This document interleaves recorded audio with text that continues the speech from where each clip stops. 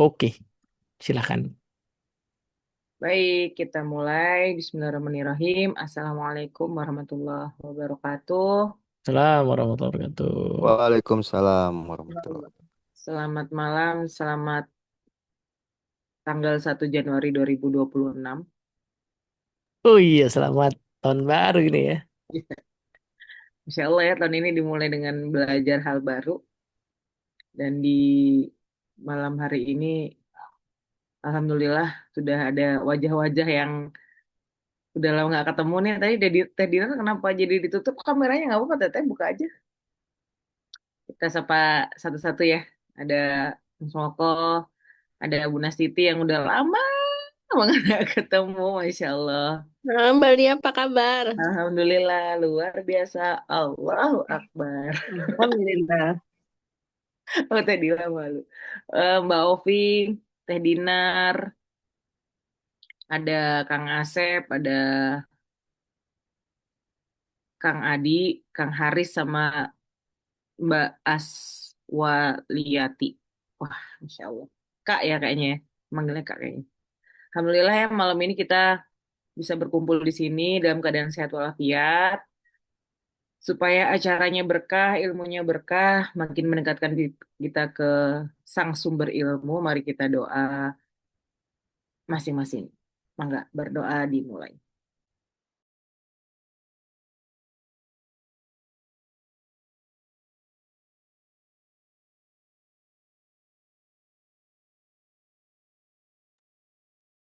Ya, berdoa selesai.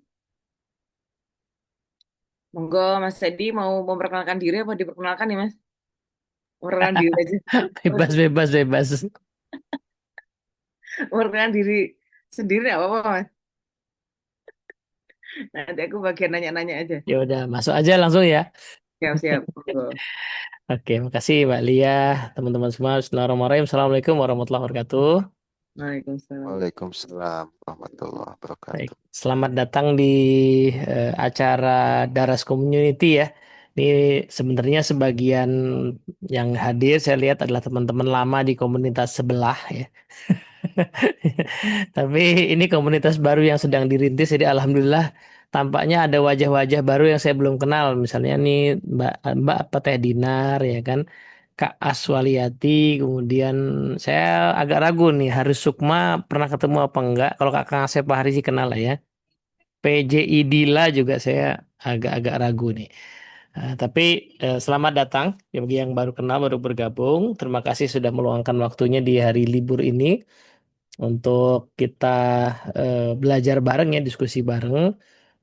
Ya, mungkin sedikit pengantar ya, Daras Community ini komunitas sederhana yang baru dibuat kira-kira 2025 ya.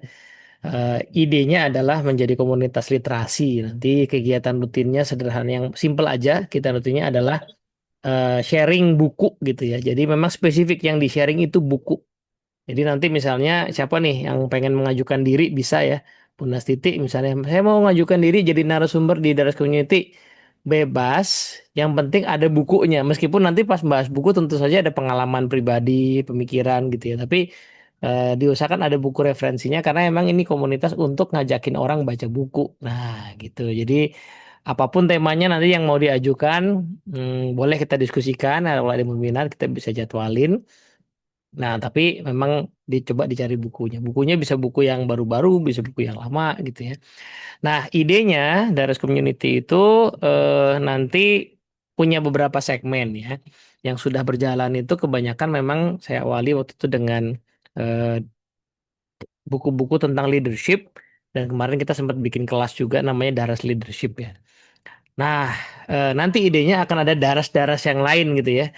Nah, ini salah satu daras yang baru adalah daras filsafat. Jadi insya Allah akan ada satu segmen khusus tentang bahas buku-buku filsafat, namanya daras filsafat. Yang berminat ya silahkan gabung di daras filsafat. Tapi kalau nggak minat ya silahkan ikut nanti pas ada materi yang lain. Nah kebetulan biar ada temennya tadinya gitu ya.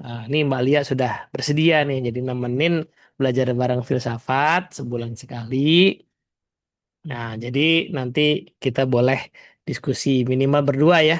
gitu. Kenapa kok mesti nyari teman Mas Teddy? Nah, soalnya kayak gini nih kelakuan orang webinar zaman sekarang pada off cam sambil nyetrika sambil ya nggak apa-apa juga gitu. Cuman biar ada temennya aja gitu kan kalau udahlah pada off cam terus saya ngomong sendiri kan kayak siaran radio kan.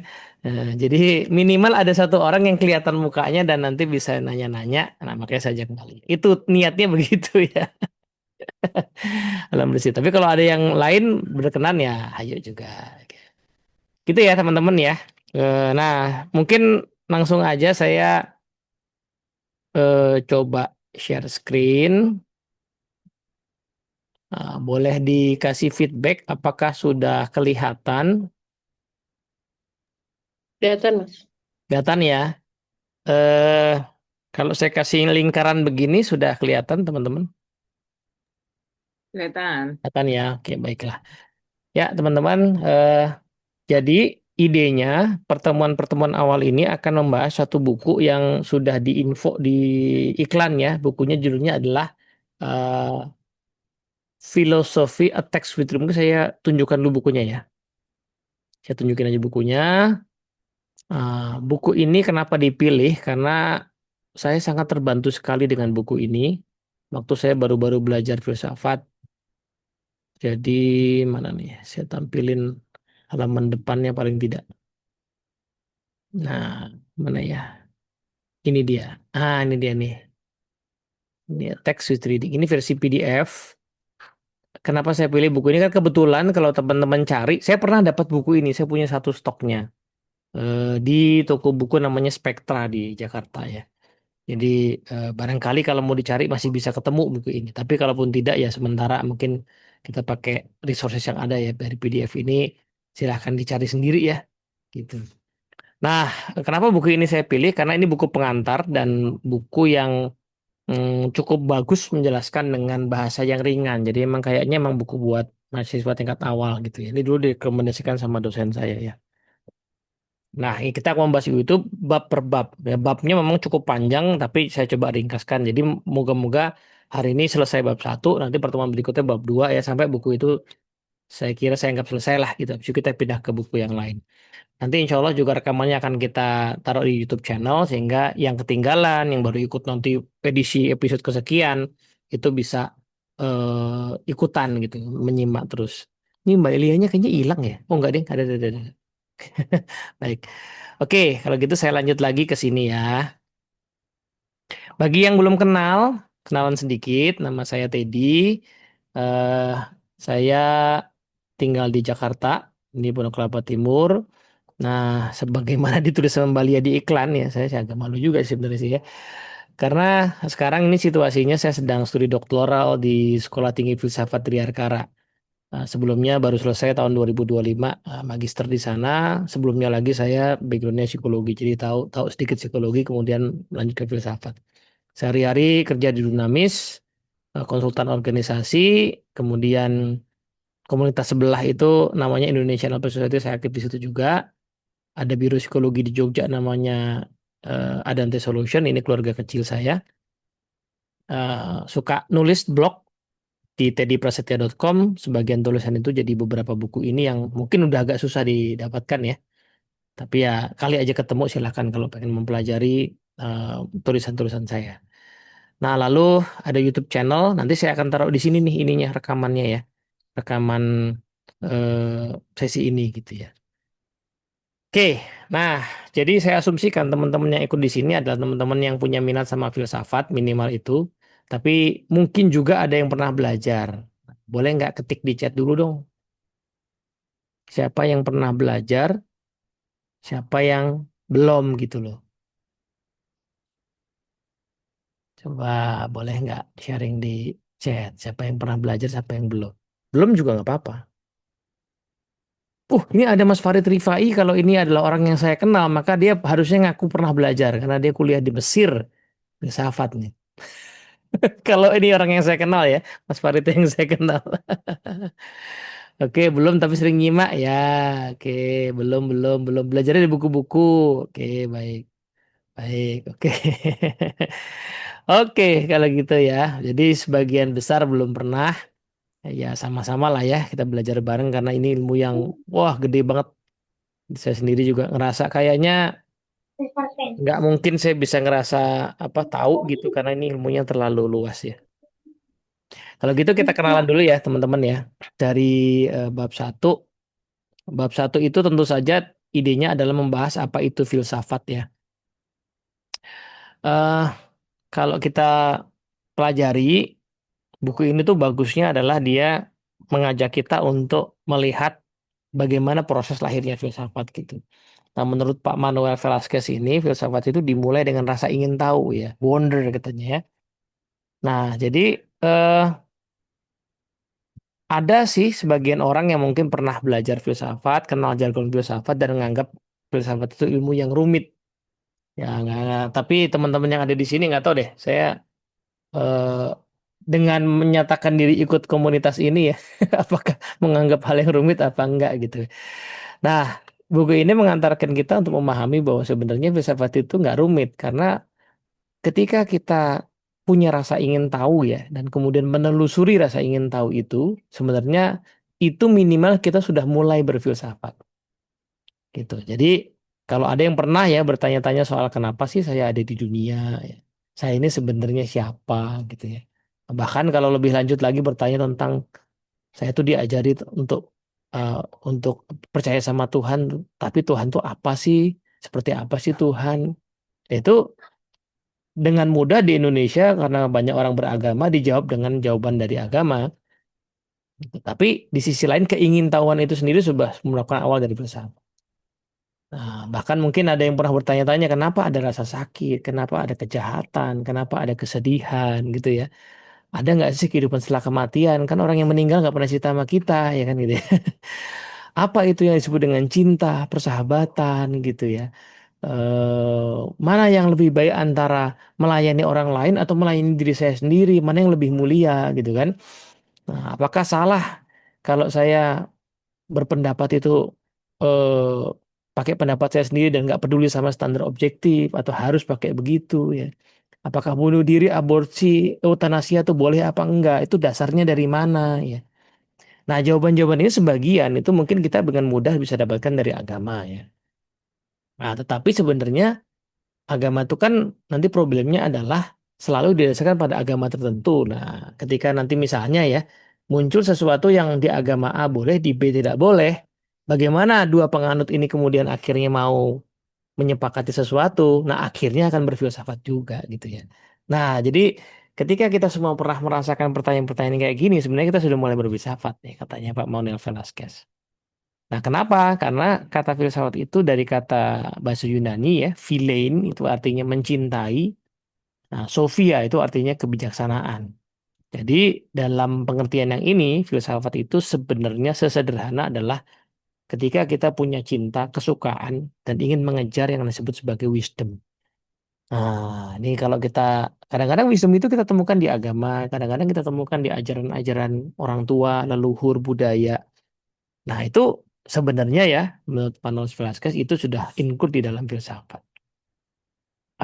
Sehingga setiap kali kita mulai berpikir ya soal apa sih artinya jadi manusia ya, yang disebut realitas tuh hakikatnya apa gitu ya.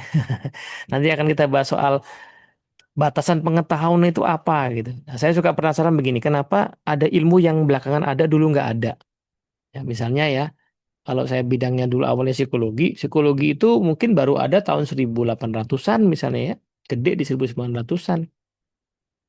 Nah, bagaimana asal muasalnya ada ilmu namanya psikologi resmi sampai sekarang gitu kan? Nah, itu misalnya ya. Atau mungkin yang agak lebih baru lagi lah. Sekarang kok kampus-kampus punya apa? Jurusan misalnya data analytics ya, teman-teman di dunia IT seiring dengan perkembangan AI gitu ya. Atau ilmu AI itu sendiri lah ya, ilmu AI ya. Nah, itu kan ilmu yang ada belakangan ya. Kenapa sekarang ada dan dulu nggak ada? Bagaimana sebuah ilmu itu ada? Itu sebenarnya kajian filsafat juga ya.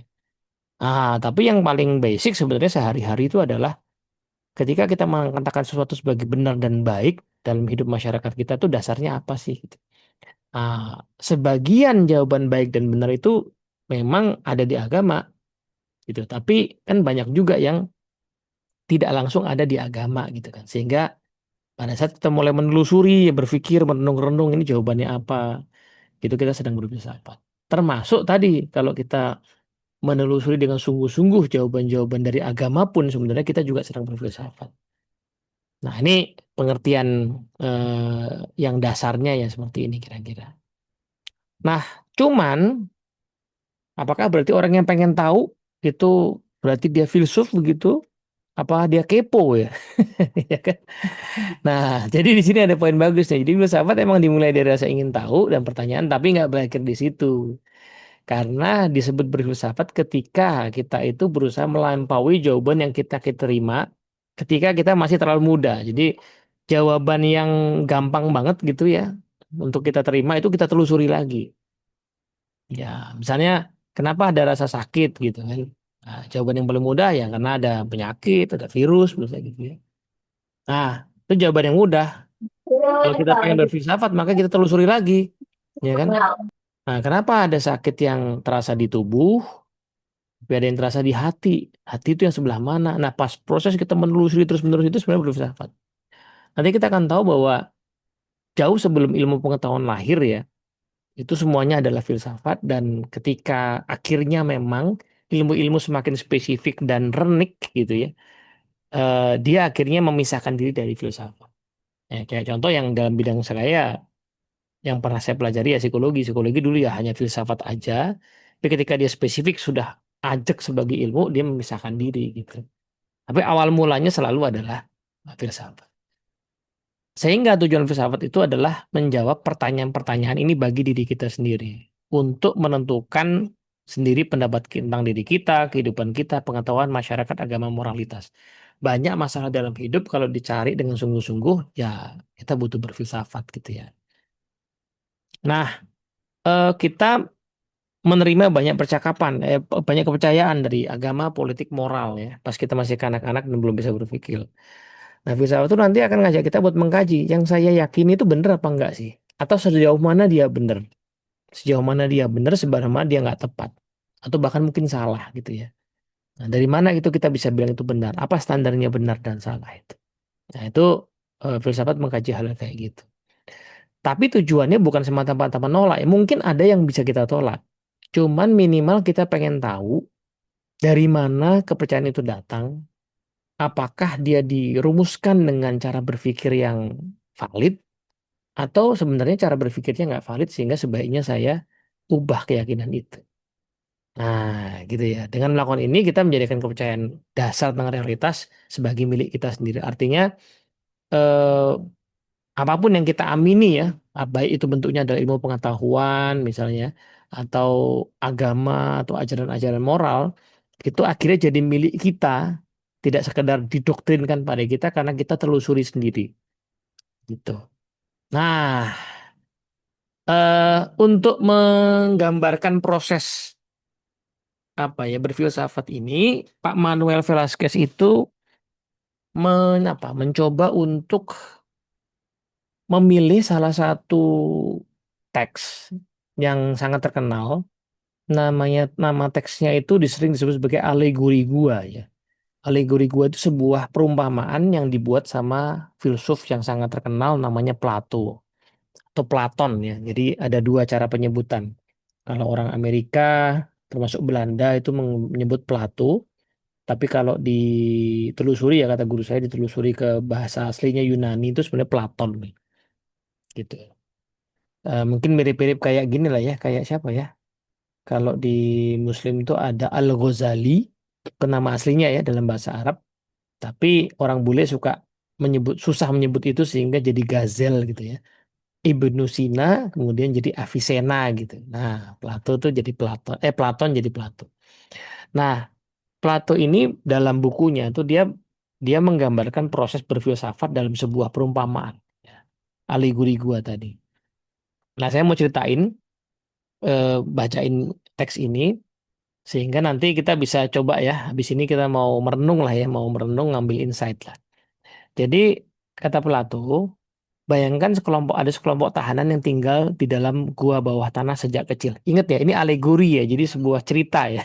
Jangan ditelaah ini masuk akal apa enggak gitu ya. Masa dari kecil di tanah di gua lalu makannya gimana, nyusunya gimana gitu ya. Tapi bayangkan aja orang yang dari kecil udah ditahan di bawah tanah, dirantai sedemikian rupa sehingga hanya bisa menghadap ke satu arah ya, dinding belakang gua, nggak bisa noleh sama sekali. Ini kan nggak mungkin ya, tapi ini bayangkan aja ada seperti itu. Nah di belakang tahanan itu ini ada dinding, saya diikat menghadap ke sini, ya. Nah di belakang itu ada api yang menyala, gitu kan? Nah di antara api serta para tahanan itu ada sebuah jalan setapak yang tinggi. Di sepanjang jalan itu ada orang-orang lewat sambil bawa macam-macam benda, atau manusia, hewan, barang-barang lainnya, dan menyembul di atas tembok rendah ya. Sehingga kita bisa bayangin bahwa kita yang lagi ditahan ini atau orang yang ditahan ini itu gara-gara cahaya api tadi itu bisa ngelihat bayangan itu, tapi nggak bisa melihat apa yang dibawa, cuman bayang-bayangnya aja. Jadi bagi saya bayangan itulah satu-satunya kenyataan yang mereka kenal. Mereka nggak bisa lihat aslinya ada apa sih di situ ya, cuma lihat bayangannya doang. Nah, kan manusia tuh gitu ya. Kalau seandainya nggak punya kerjaan lain ya akhirnya bikin kerjaan sendiri gitu ya. Nah, maka si penduduk gua ini memberi nama ya bayangan itu dan percaya bahwa suara-suara yang bergema di gua berasal dari bayang itu. Jadi misalnya saya lihat bayangan eh, Mbak Lia di situ gitu ya. Ya saya kasih tahu bayangan itu yang namanya Lia gitu. Saya nggak tahu bahwa Lia itu punya mata, punya hidung nggak kelihatan. Saya cuma tahu bentuknya begitu. Nah, itu ada di situ ya. Nah, tapi suatu hari salah satu tahanan dibebaskan. Jadi yang tahanannya pada banyak ya. Salah satu dibebasin. Nah, sehingga dia dipaksa berdiri, berbalik ke cahaya kan rasanya jadi silau ya, nggak pernah lihat cahaya langsung, cuma lihat pakai bayang-bayangnya aja, matanya sakit, dia bingung menyalakan, jadi bingung gitu. Nah, lalu pas dia dibebaskan itu ada yang ngasih tahu, yang kamu lihat sebelumnya bayangan itu sebenarnya cuma tipuan loh. Nah, coba lihat nih benda-benda aslinya nih. Ini aslinya nih yang kamu lihat tadi meja, kursi, orang tuh kayak gini nih. Nah, kita bayangkan ya orang yang nggak pernah melihat sama sekali dikasih tahu yang aslinya, mungkin pertama-tama dia akan nggak percaya. Tapi dia akhirnya bisa melihat ya dengan mata yang tadi sakit dulu itu, dia melihat oh ternyata beda ya aslinya sama si bayang-bayang itu. Tapi melihat dengan rasa sakit dan dengan kebingungan tentu saja karena tadinya selama ini kupikir kenyataan itu yang bayang-bayang ternyata bentuknya berbeda gitu. Nah, misalnya saya nggak tahu ya kalau misalnya saya sama Mbak Lia kan kenalnya udah gede nih, Mbak Lia udah berjilbab berhijab lebar gitu ya. Jadi saya nggak mungkin tahu Mbak Lia yang di rumah seperti apa ya karena apa namanya dia selalu berhijab ketemu saya kan. Nah, tapi kalau seandainya mungkin saya kenal dari kecil itu barangkali kan pernah lihat ya. Nah, ini kan enggak, jadi dia bingung nih ya. Nah, setelah dibebaskan dia ditarik keluar, keluar gua. Mendaki jalan tergal, kasar ya. Ketemu cahaya matahari lah gua kan. Nah, bayangin orang yang nggak pernah lihat cuma lihat bayangan, kemudian habis itu dia lihat cahaya apinya, habis itu dia lihat cahaya matahari yang terang banget. Nah, kemungkinan kan dia akan silau ya, sakit ya. Silau matanya sakit, tapi ya manusia tadi bisa beradaptasi, dia pelan-pelan menyesuaikan diri. Nah, tapi kan nggak langsung bisa lihat ya. Pertama-tama dia cuma bisa melihat bayangan di air, ya. Dia bisa lihat pantulan benda-benda, dia bisa lihat benda itu secara langsung gitu ya. Akhirnya dia pelan-pelan bisa lihat matahari, menyadari bahwa matahari itu sumber dari segalanya, musim cahaya kehidupan. Nah, bayangkan berarti ada orang yang sekarang sudah tahu bahwa, oh, bayangan yang saya lihat itu bukan kenyataan, nyatanya adalah benda-benda yang ada di belakang saya itu. Pas saya keluar gua, oh ternyata kehidupan tuh lebih luas lagi dari itu ya. Nah, sehingga tahanan ini sekarang tercerahkan. Pas dia masuk ke gua, dia jadi kasihan sama teman-temannya kan. Teman-temannya tuh yakin banget kenyataan tuh cuma ada di bayang-bayang itu. Nah, jadi dia pengen bebasin mereka nih. Nah, tentu saja karena dia sudah terbiasa sama cahaya matahari, dia kesulitan dong lihat dalam kegelapan gua. Dia sendiri bingung. Nah, dia masuk. Pas dia cerita sama teman-temannya, yang terjadi malah teman-temannya menertawakan dia, ketawain, ya kan. Nah, terus dia apalagi kan tadi ya pas masuk ke gua yang gelap kan juga dia jalannya jadi susah gitu awal-awal temen bilang ah kamu sih aneh-aneh gitu ya. Hakim matamu udah rusak tuh ya. Nah, sehingga orang-orang di gua itu malah mengatakan bahwa nggak ada gunanya mencoba keluar dari gua. Bahkan kalau ada orang yang mencoba melepaskan rantai mereka, tahanan itu seringkali marah dan mungkin membunuh orang itu karena dianggap mengancam stabilitas kenyataan mereka ya. Ingat nih ceritanya ya. Nah, sampai sini saya stop dulu kisahnya ya. Ini diringkas saja. Ini tentu saja cuma cerita, kisah tadi Plato ya atau Platon tadi. Tapi so far teman-teman kalau boleh ada yang mau berpendapat atau berkomentar ya, kira-kira apa maknanya atau apa insight-nya? Ini kisah yang cukup terkenal ya. Hampir semua orang belajar filsafat pasti tahu ya kisah ini. Karena ada di bukunya Plato, The Republic ya. Kisah yang sangat penting. Ya kan? Monggo yang mau berpendapat. Oh, ini ada Anton Chekhov nih, Balia di Iya, ruangan kita. serem, serem banget Serem deh. banget ini, terkenal ini. Tapi Sastrawan Anton Chekhov loh. bukannya udah Tapi itu. Anton Chekhov tuh kok bisa pakai Zoom ya? Padahal zaman dulu belum ada Iya. Zoom ya. Dia ini Mas, multiverse. Oke, ada mau komentar nggak? Atau Balia mau komentar juga boleh Mbak. Atau Bu Nastiti ini yang buka bisa buka kameranya. Monggo Bu Nas dulu. Enggak, maaf tadi saya lagi agak ke distract apa? Pada saat yang di gua itu kan ingin menolong temannya. Mm-mm. Ketika dia udah masuk lagi. Dia udah masuk Mm-mm. terus diketawain gitu ya. Mm-mm. Mm-mm. Kamu tuh jangan lihat bayang-bayang terus di Iya. luar nih lebih nyata gitu kan. Akhirnya yang lihat ini kapok.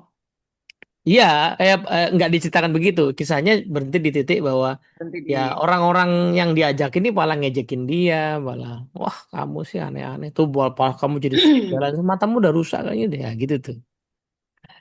Seperti kalau dari saya melihatnya mungkin ada beberapa pengalaman eh, orang yang berwawasan luas Hmm, itu jadi gini, ketika awalnya dia ada di dalam sama lah di dalam suatu lingkungan A, terus dia coba keluar kan, keluar yang tadinya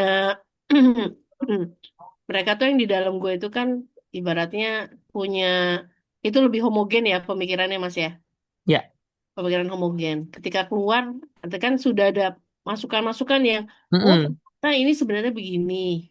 Oh mm-mm, ternyata latar belakang ini terjadi itu ini seperti ini. mm-mm. Dan ternyata tidak mudah memahamkan eh, seseorang yang memang di dalam lingkungan yang sudah homogen. Iya, Itu pada saya. iya, iya, iya, iya, iya. Jadi nggak gampang ya Nah, meyakinkan orang yang udah kadung yakin banget dan dia ada di homogen, ekonomi homogen gitu ya. iya, Mungkin zaman dulu kalau diinget nih Bu Nani kan pendidik ya. Zaman dulu kan ada masanya sekolah pakai ranking gitu ya. Nah, ketika Bu Nasi bikin sekolah yang nggak pakai ranking itu mungkin yang ngalami jalan belum masa sekolah nggak ada rankingnya nih gimana ngukurnya Bu gitu kan. Tuh nggak berkualitas nih sekolahnya nggak ada rankingnya gitu kan. Oke, baik. Ada lagi? Thank you nih Bu Nas yang mau komentar. Silahkan. aku jadi itu kayak keinget pas baca teks aslinya masih belum kepikir, tapi ketika Mm-mm. dijelasin sama Mas Teddy barusan aku jadi kayak, oh iya iya iya. Itu sama kayak orang udah dapatkan pencerahan ya. Mm-mm. Dia kan minar dulu mati ilan nur ya. Ah, iya iya Jadi, iya. masa dia dari kegelapan menuju cahaya gitu. Ya betul. Dan itu jadi kayak filosof. Anggaplah si orang itu adalah seorang filosof. Dia Hmm. mencintai kebijaksanaan ya. Mm-mm. Jadi kayak, oh anggap aja misalnya para nabi dan para rasul itu kan Hmm. beliau udah dapat enlightenment ya, udah dapat Mm-mm. pencerahan, terus habis itu kembali nih ke kaumnya untuk ngasih tahu dan orang-orang bebal-bebal ini kan kayak Iya betul, iya betul betul. ya Terutama Allah itu ya, terutama Nabi dan Rasul itu seperti itu ya. iya. Itu. Jadi wah Nah, kalau di kisahnya Nabi Muhammad kan sebelum jadi Nabi kan beliau sudah gelisah sama kondisi masyarakat ya, tapi kan nggak ya nemu jawaban ya kan, makanya kan masuk ke dalam gua itu kan. mm-mm, Nah, pas dapat jawabannya gitu, dijelasin ke masyarakat, wah itu ya bener kayak tadi ditarik mau dibunuh gitu kan. mm-mm, Seperti itu.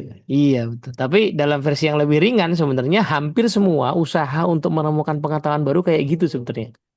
mm, Ya kan ilmu baru yang tumbuh. Jadi kita kan sering menikmati ilmu yang udah ada ya, psikologi, ilmu pendidikan gitu ya.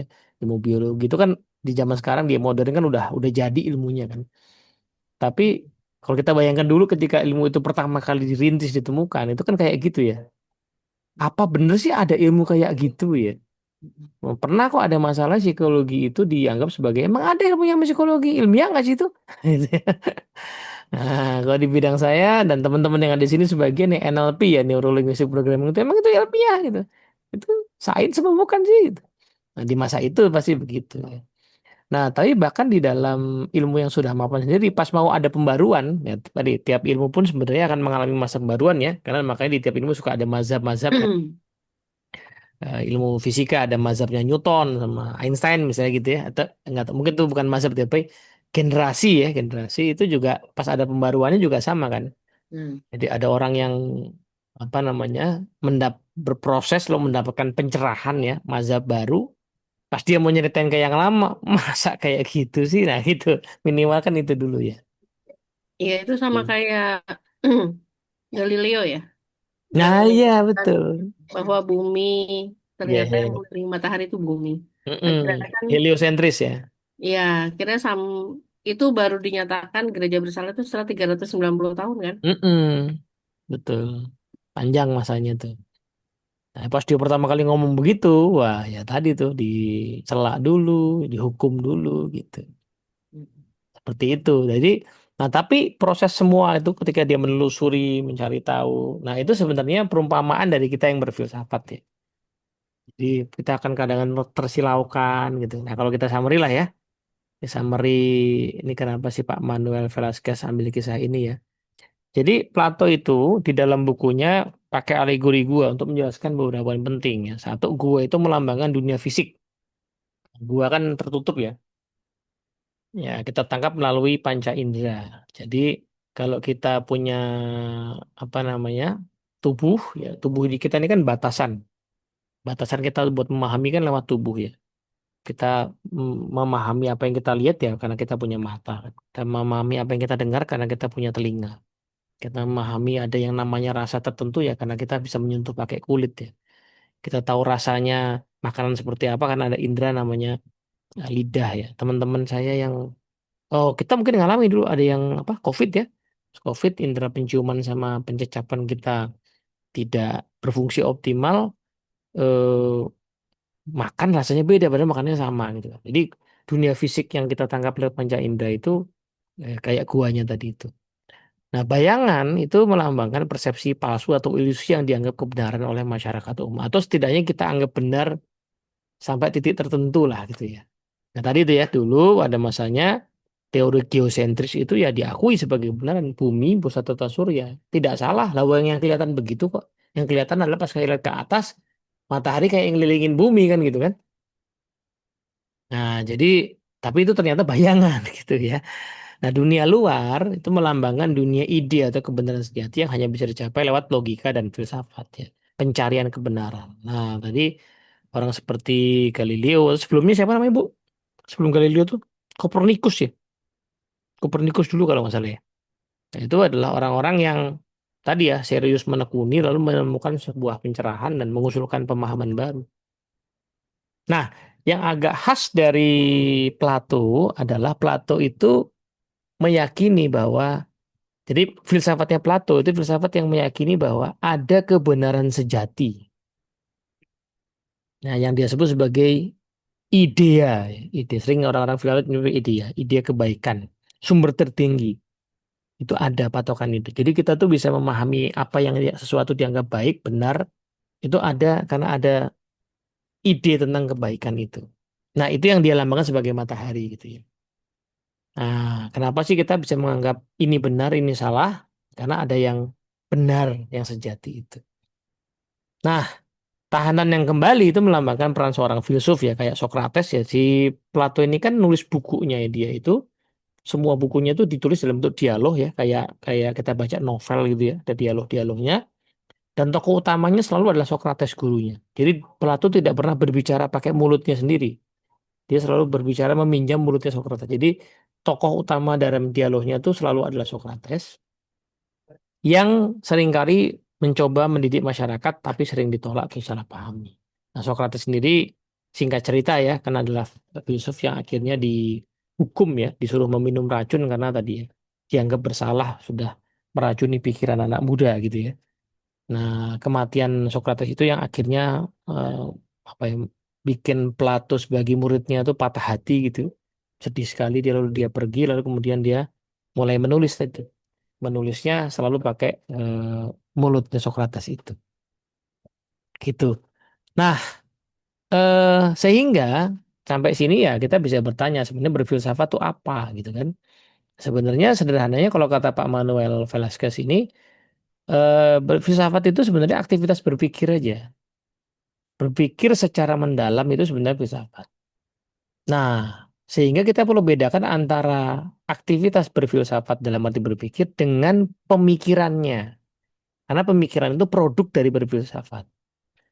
Gitu. Nah, berfilsafat itu sebenarnya proses menghasilkan pemikiran. Maka dari itu kita bisa jadi memang kadang-kadang nggak setuju ya sama pemikiran filsuf tertentu, tapi tidak menafikan proses yang dia lakukan untuk menemukan hal itu. Contoh ya kalau dalam dunia psikologi ada orang namanya Sigmund Freud ya. Sigmund Freud itu kok besar lah di psikologi ya. Orang-orang di psikologi mungkin udah nggak banyak, masih ada tapi nggak banyak yang memang mengambil begitu saja teorinya Sigmund Freud terkait cara memahami manusia. Tetapi Freud sebagai seorang pemikir yang memikirkan manusia dengan sungguh-sungguh itu ya tidak bisa dipungkiri itu luar biasa gitu ya. Itu tetap dipelajari. Meskipun teorinya kayaknya bagi orang zaman sekarang mungkin udah agak nggak terlalu relevan ya, masih banyak alternatif yang lain. Nah, yang kedua, filsafat itu usaha sungguh-sungguh ya. Berfilsafat berarti berpikir secara kritis, mendalam, ya, meluas, cermat dan juga konsisten. Jadi setiap pilihan kata itu bisa dipersoalkan di filsafat. Bukan karena kita pengen ngeyel ya, tapi karena kita tahu bahwa tiap kata itu perlu digunakan secara akurat gitu. Nah, maka menarik sekali saya juga baru ketemu ya di dunia filsafat itu ternyata memang kenapa banyak produknya adalah tulisan. Dan biasanya filsuf yang baik ya penulis yang baik gitu ya. Karena dia sangat cermat menggunakan kata-kata, cermat menggunakan kalimat gitu ya. Karena dengan kalimat itulah dia berpikir. Tetapi buat apa? Sebenarnya kalau pakai alegori gua Platon tadi, kita berfilsafat sebenarnya tujuannya adalah untuk kemerdekaan ya. Kita membebaskan diri dari kekekalan pemikiran yang nggak pernah kita periksa, yang nggak pernah kita sadari kita punya. Dan nah, ini jadi menarik ya, banyak apa filsuf Muslim ya, itu yang cocok banget ya dengan filsafat karena Al-Quran sangat banyak memerintahkan untuk berpikir, gitu. Apa kamu nggak mikir, apakah kamu nggak merenungkan, gitu kan? Nah, supaya kita merdeka ya. Merdeka itu dalam arti pemikiran yang kita ambil itu memang sudah kita periksa. Itu ada quote yang terkenal ya dari Socrates itu, hidup yang tidak diperiksa tidak layak dijalani katanya ya. Jadi sebaiknya kita sebagai manusia dewasa ya disebut punya akil balik ya sebaiknya kita memeriksa ya hidup kita itu benar apa enggak, landasannya apa, ya efektif apa tidak, kita ambil dari mana sih ide-ide ini ya, ide-ide tentang hidup, ya, ide-ide tentang tujuan hidup, pekerjaan yang baik gitu itu kita ambil dari mana sih? Jangan-jangan kita ambil kita comot-comot tapi nggak pernah kita periksa gitu. Nah, filsafat ngajakin kita untuk itu sehingga kita merdeka. Kalau kita akhirnya tetap memilih ya, misalnya saya sebagai seorang muslim belajar filsafat, saya merenungkan terus, akhirnya saya bilang, oh Islam ini yang benar, ya nggak apa-apa. Tapi itu sudah saya pilih dengan cara saya berpikir ya, tidak cuman saya terima begitu saja. Nah, sehingga memang aktivitas berfilsafat itu aktivitas yang pengennya memeriksa asumsi dasar yang kita miliki. Ya, kalau saya bilang sebuah laptop itu bagus, itu bagusnya itu atas dasar apa ya?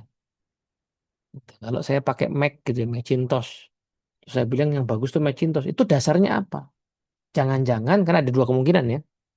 Jangan-jangan saya nggak sengaja mengadopsi Macintosh itu bagus karena harganya mahal. Nah, dasarnya berarti harga saja. Tapi kalau ditelusuri, emang kenapa harga mahal? Kan nggak mesti yang mahal itu bagus. Saya periksa lagi gitu kan. Ujung-ujungnya ternyata cuman karena kayaknya keren deh. Gitu. Kayaknya mahal, keren. kece gitu. Wah, ini kan apakah layak ya hal itu saya jadikan dasar?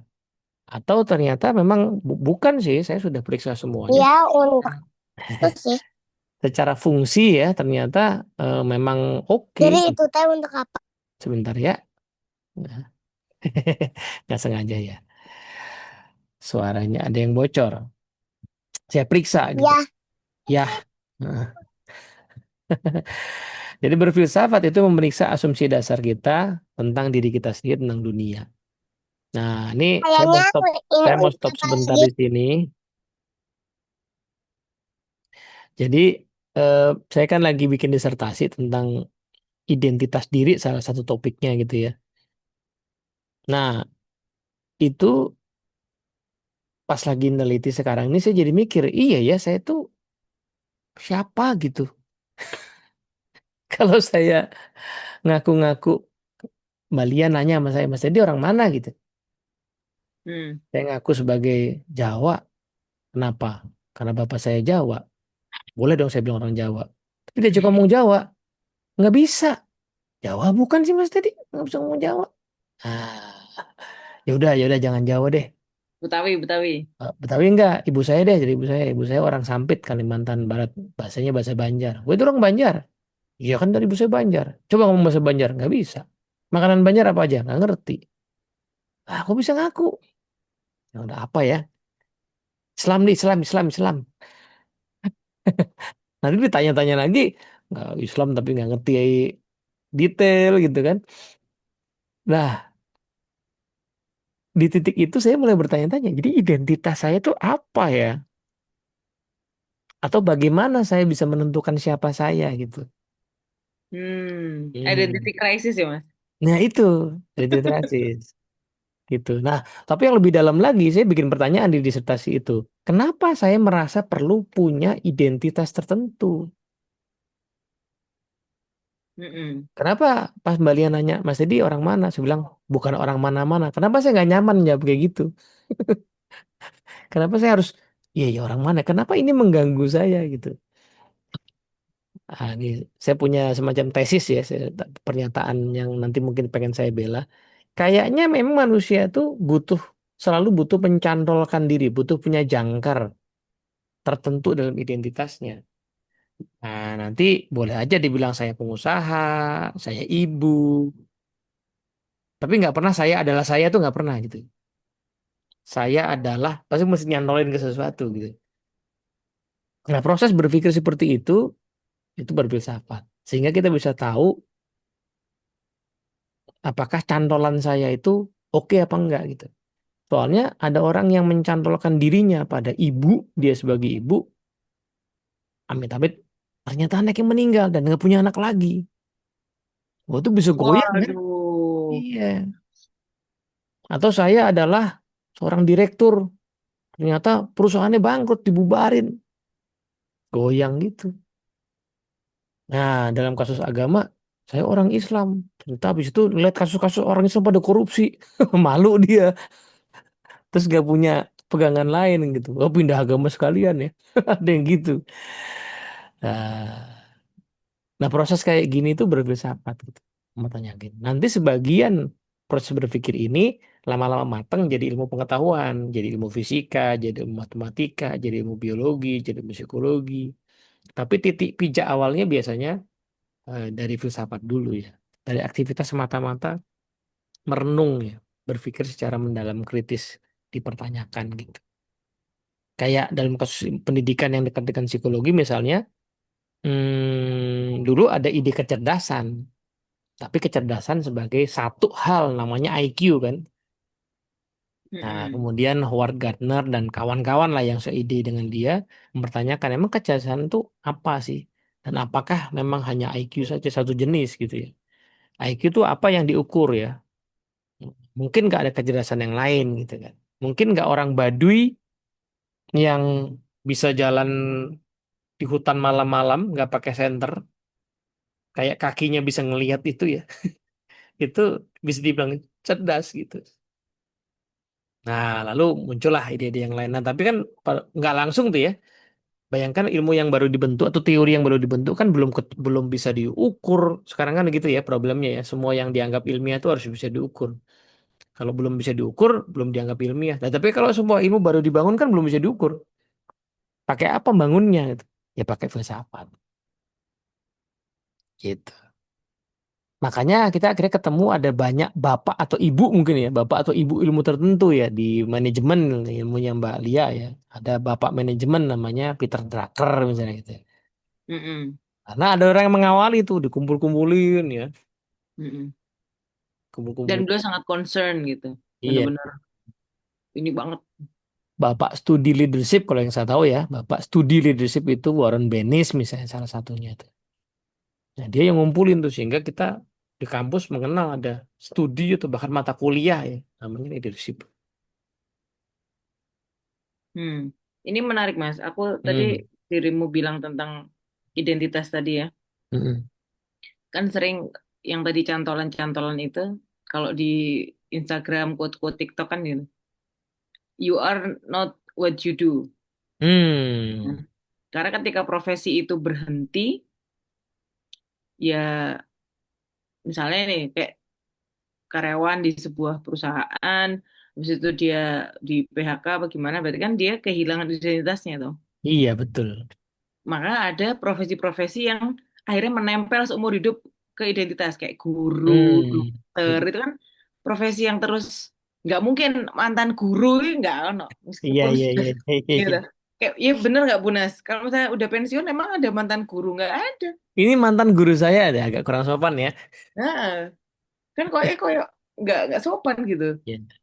Terus dokter juga kayak temanku dia dokter tapi akhirnya memilih untuk berbisnis tetap aja kita manggilnya kadang-kadang iya dok karena itu menempel gitu. Iya iya iya iya betul betul. Identitasnya menempel pada profesinya. Hmm. Itu itu menurutku kok bisa ya? Kok bisa ada profesi-profesi tertentu yang tidak lepas dari identitas Iya. apa ya? Iya kalimatnya ya. Ya gitulah Mas maksudku. Tapi ada identitas yang lepas juga ya kan? Ya ada profesi yang identitasnya lepas, ada Ada yang yang tidak, enggak. Ah, iya betul. ada yang enggak. Nah itu kan Man- menarik tuh. mantan atasan saya itu bisa lepas ya. Bisa, Kak Iya. masalah. Mantan bos saya Kak masalah. Tapi kalau Tapi mantan guru agak aneh. iya. Mantan orang tua juga nggak bisa ya, mantan orang Nih kayak tua misal saya. aku kayak dokter ya, misalnya dokternya anakku gitu. Heeh. Pembantu melahirkan, aku nggak akan bilang dia mantan dokternya anakku, enggak. Aku akan Iya bilang sih. dokternya anakku. Iya, Nah, padahal kok periksanya ya cuman waktu itulah. iya, kan melahirkannya cuma sekali. Berarti kan dia, berarti beliau hanya menjadi dokter anakku sekali Mm-mm. itu gitu. Tapi kenapa kok itu menempel profesi profesi itu kenapa kok bisa nempel lah itu Iya. Nah, itu ketika Mbak apa? Lia menanyakan kayak gitu, tuh sedang mulai berfilsafat itu. Oh iya ya. Iya, gitu. Nanti kalau dia telusuri, terus ketemu jadi teori, jadi buku, jadi filsuf dia nanti namanya. Itu kan. Jadi, nah Iya, iya. sebenarnya seperti sesederhana itu sebenarnya itu filsafat itu. Jadi tidak rumit sebenarnya.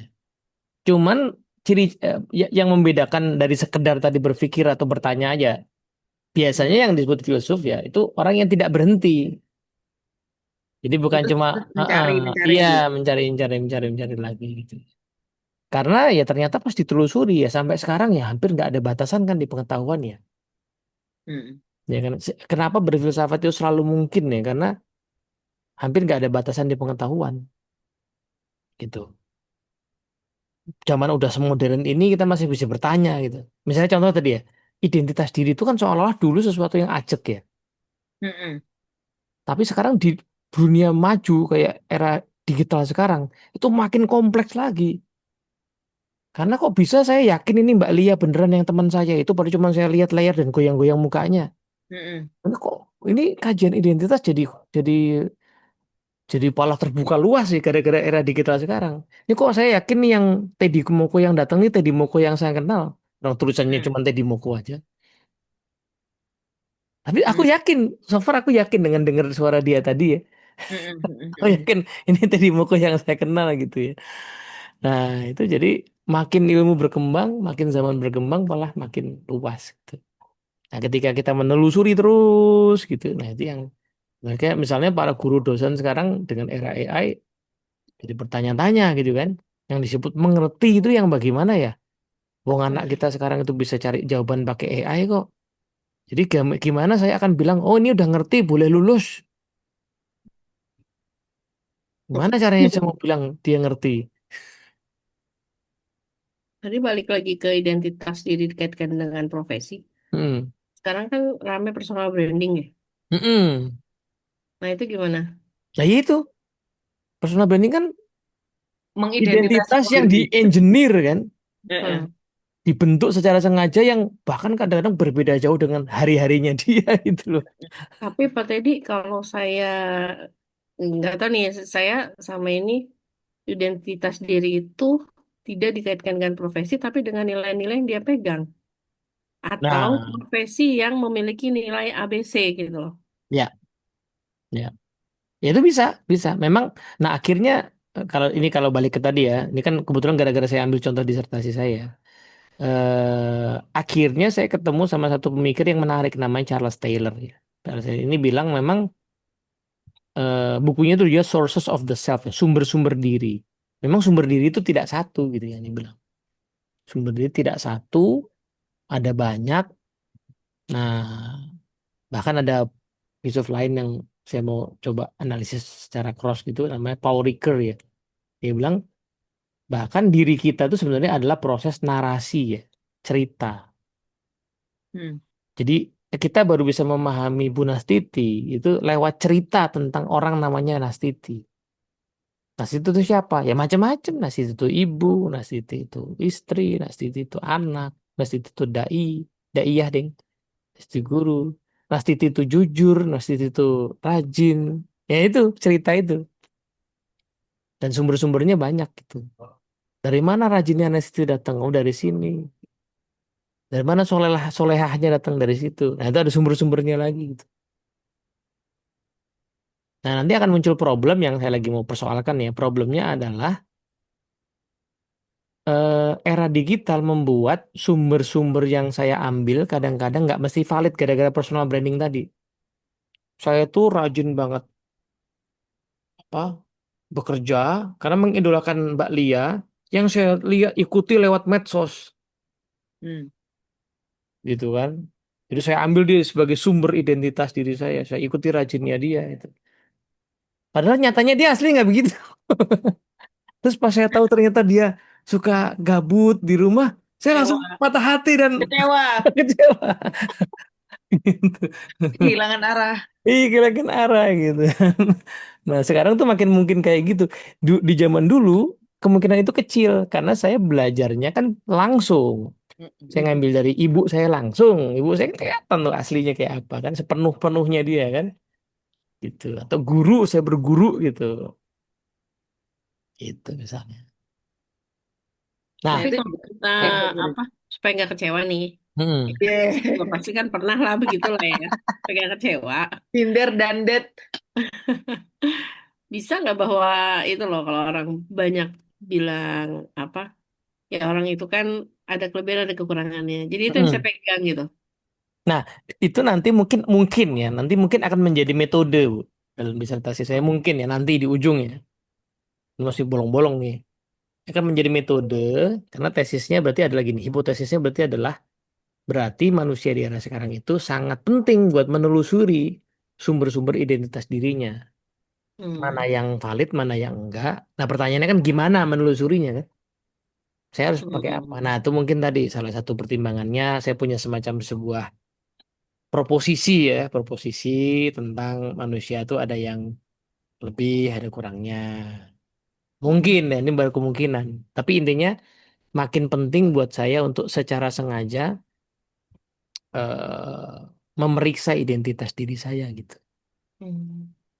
Di manusia di era sekarang makin penting seperti itu. Tapi ada nggak sih Pak tadi penelitian yang menunjukkan bahwa eh, kadang ada penulis yang Mm-mm. memang tidak sesuai dengan apa yang ditulisnya ya. Yang ditulisnya Banyak. Banyak, Bu. yang Makin enggak ibu belajar filsafat makin ketemu yang kayak gitu. penelitiannya gitu loh. Makin banyak. Makin banyak.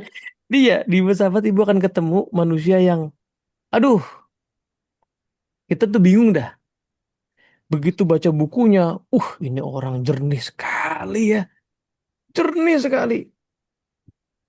Saya ketemu filsuf namanya Martin Heidegger. Itu menurut saya ya, berhasil ketemu Tuhan hanya lewat akal. Menurut saya, kalau baca tulisannya. Di dunia nyatanya dia selingkuh sama muridnya, Bu. Apa? Selingkuh sama muridnya di dunia Oh, nyatanya. Tapi masih kalau tapi kalau kita mau menafikan bukunya, berarti bukunya nggak berguna. Ya nggak juga lah. enggak juga Pesannya kan? Itu bagus. oke kan? Iya. Pesannya bagus loh. Gitu. Nah itu maksud saya tuh. Jadi makin banyak banget dunia filsafat yang kayak gitu ya. Mas ada yang nanya itu, Mas Adi. Iya nih Mas Adi. Oke, Prof Adi. Ini mah teman lama banget ini. Enggak? Halo, Mas Halo Adi. Mas Edi. Mau nanya apa Halo komentar silakan. Aulia. Enggak, ini sih berbagi pendapat sih. Cuma Mm. apa? Kalau diam aja kan saya nggak nambah apa-apa ya. Iya Jadi dong. siapa tahu dengan apa ini saya bisa mencermati pikiran saya sendiri kan ya. Mm. Nah, tadi menarik apa? Saya mendengarkan apa yang didiskusikan. Em, ya entah kenapa yang ada dalam bayangan saya waktu dengerin tadi, kadang-kadang saya merasa bahwa eh, teman-teman di filsafat kadang-kadang ini nggak cuma filsafat sih, di psikologi juga dan di Mm. bidang lain juga. Eh, yang dibahas itu seringkali hal-hal yang tidak, saya rasa tidak banyak sumbangsihnya dengan keseharian. Nah, Wah, eh, misal bagus sih. kalau ada yang ada yang mendiskusikan dalam banget intens Mm. berjam-jam tentang apakah dunia benar-benar ada gitu. Sebenarnya dunia itu ada apa enggak sih? Nah, tapi padahal entah itu dunia ada apa enggak, tetap aja kita masih bangun pagi, kerja, makan gitu kan. Iya iya Nah, iya iya lalu gitu. apakah kita bisa benar-benar tahu sesuatu atau enggak? Nah, Mm-mm. diperdebatkan, tapi em, ujung akhir jawabannya, walaupun mungkin bagi akademisi pertanyaan itu penting, tapi Mm-mm. ketika itu didiskusikan di ruang publik yang awam dan Mm-mm. realitas kebutuhannya nggak bersinggungan dengan itu, jadi kadang-kadang Mm-mm. seperti nggak banyak ngapain sih filsafat tuh gitu. Iya iya Jadi iya. apa itu obrolan orang-orang yang kurang Kurang kerjaan. kelebihan waktu, kurang kerjaan gitu. Iya Nah, betul betul. tapi semakin ke sini saat saya kebetulan saya em, em, mengajar sekarang sekolah lagi, dan bagi saya merasa semakin ke sini, semakin mencoba untuk mempelajari filsafat, saya merasa filsafat itu sekarang sebenarnya must have, bukan Hmm. lagi nice to have. Karena Hmm. bagi saya melihat kok semakin ke sini berfilsafat itu nggak hanya bagus, Hmm. tapi saya melihatnya bahaya kalau kita nggak berfilsafat Hmm. dan tidak mempertanyakan berbagai gagasan yang meyakinkan ataupun mempertanyakan berbagai praktek yang mapan. Hmm. Beberapa hal yang sering saya diskusikan dengan teman-teman itu, eh, bahayanya kalau kita nggak mempertanyakan, nggak berfilsafat, nggak eh, iya-iya aja dengan pandangan-pandangan besar. Seperti dulu Skinner misalnya. Skinner Hmm. itu kan tokoh besar di psikologi. Hmm. Nah, Skinner pernah di dalam teorinya, Skinner itu bilang bagaimana cara terbaik untuk bikin anak semangat belajar, itu kan dengan cara kasih hadiah, gitu kan ya. Hmm. Nah, kalau kita kasih hadiah, anak belajar pasti anak akan semangat belajar karena dia tertarik dengan hadiahnya. Nah, kalau kita ikut itu, ternyata ada orang yang mempertanyakan itu, benarkah begitu? Karena Hmm. akhirnya Ryan and Deci yang membuat self determination theory, dia Hmm. mengatakan bahwa kalau kita hadiah itu adalah cara terbaik untuk menghancurkan semangat anak belajar. Hmm. Nah, kenapa begitu? Karena coba bayangkan kalau misalnya anak lagi semangat belajar, lalu dikasih hadiah. Nah, dia semangat lagi belajar, tapi apa yang terjadi pada akhirnya hadiahnya nggak ada. Dia tanya hadiahnya mana, nggak ada. Oh, males ah belajar. Padahal tadinya dia Hmm. belajar nggak buat hadiah, gitu kan. Nah, jadi tadinya dia semangat untuk belajar, jadi nggak semangat untuk belajar. Karena apa? Iya. Karena hadiah yang menurut Skinner itu cara terbaik untuk memotivasi anak belajar.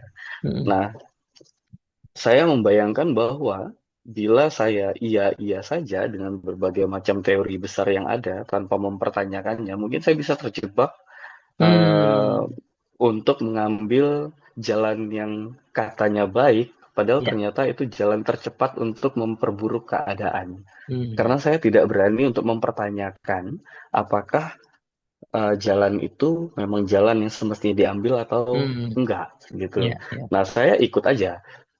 Nah, termasuk mungkin itu kenapa mungkin ada bom bunuh diri misalnya Hmm, terlepas dari intinya karena mungkin apa ap- mempertanyakan apa apakah benar yang dilakukan itu hal yang benar, ya, refleksi-refleksi yang semacam itu mungkin dibutuhkan dan berbahaya bila tidak ya. dilakukan. Nah, dan semakin ke sini saya melihat bahwa selain contoh Ryan Deci tadi dan Skinner, saya melihat semakin ke sini AI itu bisa menulis hal yang benar secara Hmm, meyakinkan, tapi hmm. juga bisa menulis hal yang sesat secara meyakinkan. Dua-duanya bisa. Nah, Iya, iya, semakin ke iya. sini saya merasa seperti dunia kita itu dipenuhi oleh ilmu yang Ya. artifisial. Saya lihat konten-konten itu dibuatnya Hmm, by AI, padahal em, siapa yang menjamin bahwa konten-konten dan advice-advice yang apa populer di masyarakat itu hmm. memang advice yang benar atau artifisial yang kita Ya, sendiri nggak tahu siapa yang bikin gitu. ya. Nah, jadi saya rasa semakin ke sini, terutama dengan artificial intelligence, bukan berarti filsafat itu runtuh karena orang Ya. sekarang bisa diskusi dengan filsafat.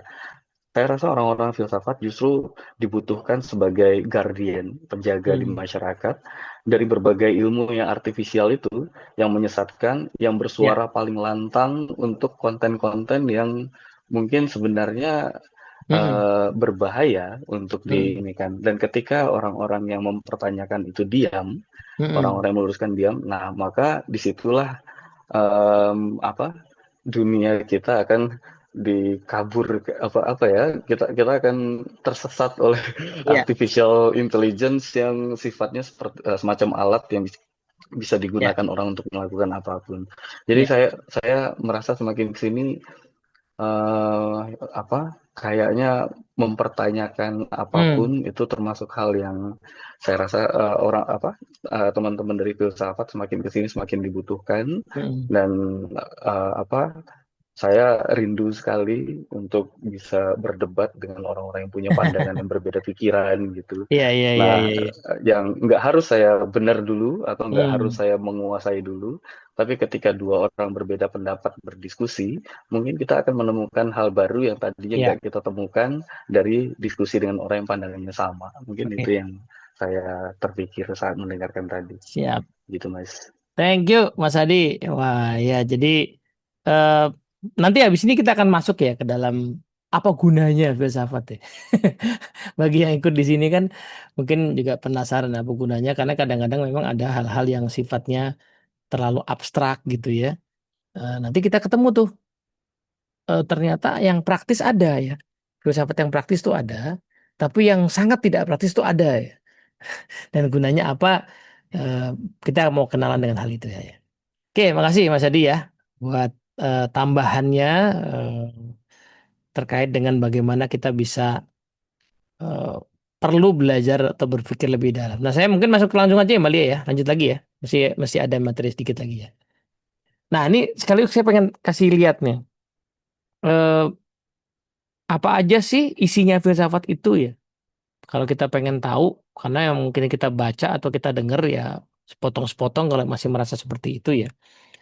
Yang paling dekat dengan kita, kalau kita belajar ilmu apapun ya, ilmu sains terutama, itu pasti ada studi namanya logika ya. Dan ini ilmu filsafat yang sudah diajarkan sayangnya minimal di SMA ya sih. Ada kan ya belajar silogisme ya, atau belajar apa tuh logika matematika itu loh. Jika maka jika dan hanya jika itu ya. SMP kayaknya tuh. Ya, itu mah SMP. SMP kayaknya. Oh, Lia SMP-nya canggih ya. Oh, SMA kayak Li. Eh,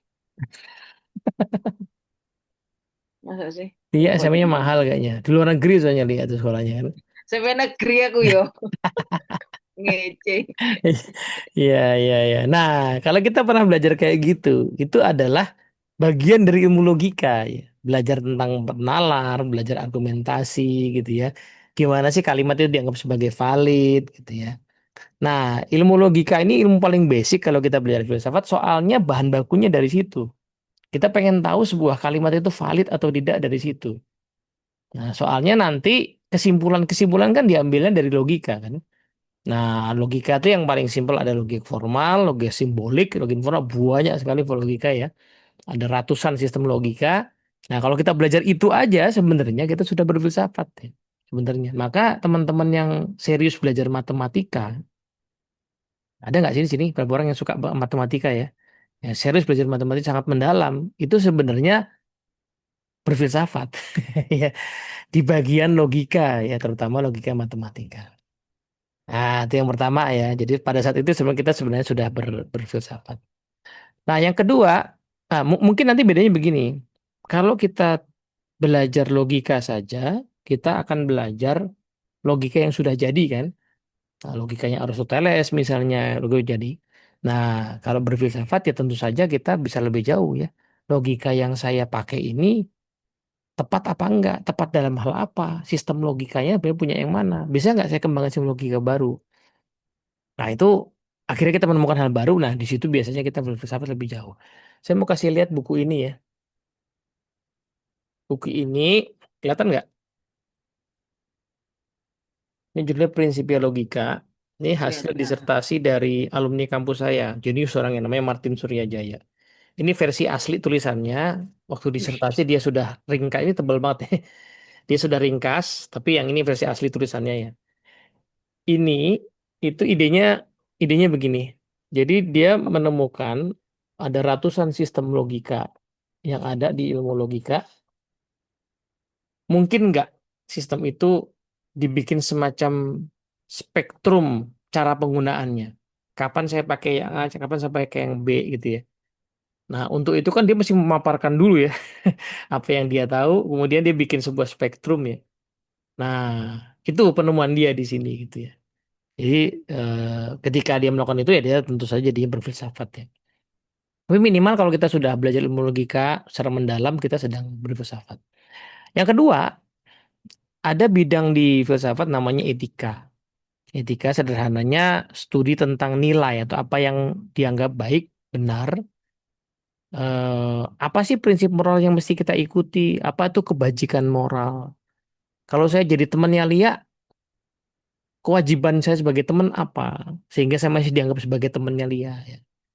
Nah, kapan titik saya nggak lagi jadi temannya Lia itu kan?